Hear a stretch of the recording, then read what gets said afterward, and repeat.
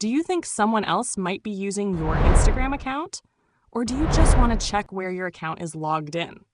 In this video, I'll show you how to see every device that's currently signed in to your Instagram account and how to remove any device you don't recognize.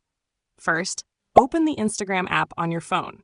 Now tap your profile picture in the bottom right corner. Next, tap the three lines in the top right corner to open the menu. From here, tap Account Center. Now select Password and Security. Scroll down a little and tap where you're logged in. If you have multiple accounts linked, choose the Instagram account you want to check. Instagram will now show you a list of every device where your account is currently logged in.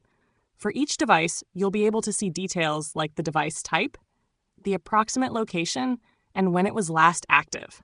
Take a moment to look through the list carefully. If you notice a device or location that you don't recognize, tap on that device. Then simply tap Log Out to remove access from that device. That's it. If this video helped you, give it a like and follow for more quick Android and social media tips.